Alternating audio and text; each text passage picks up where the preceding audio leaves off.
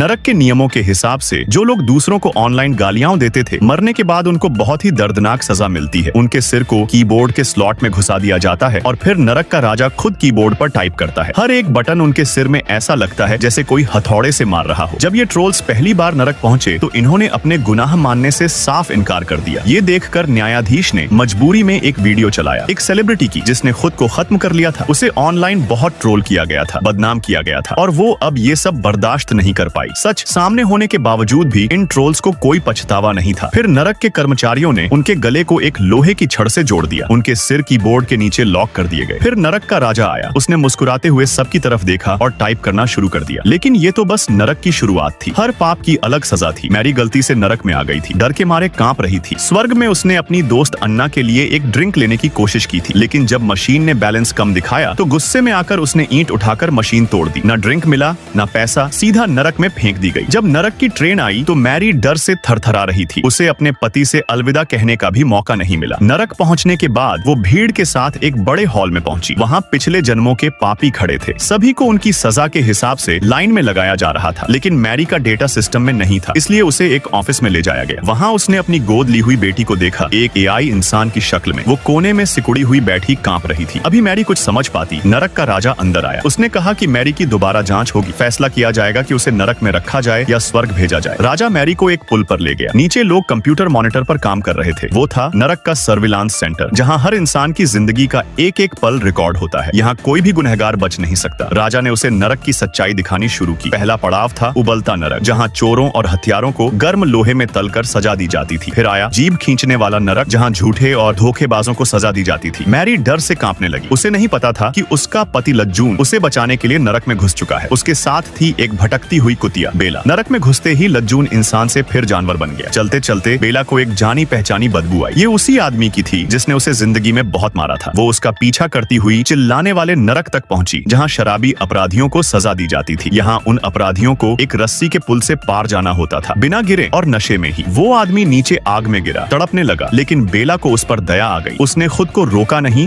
और आग से खींचकर उसे बाहर निकाला। उधर मैरी न्याय के पलड़े पर खड़ी थी। अगर उसके पाप अच्छे कर्मों से भारी निकले तो उसे नरक में हमेशा के लिए रहना पड़ेगा। दूसरी ओर लज्जून उसे ढूंढते हुए चिल्ला रहा था। उसकी आवाज सुनकर राजा बाहर आया। लज्जून ने राजा से विनती की कि मैरी को छोड़ दो। राजा ने कहा ठीक है, लेकिन एक शर्त पर। तुम्हें हर एक नरक से होकर गुजरना होगा, वो भी एक बार में। अगर तुम जिंदा बच गए तो मैरी को छोड़ दिया जाएगा। राजा की बात सुनते ही लज्जून बिना एक पल गंवाए नरक में कूद पड़ा।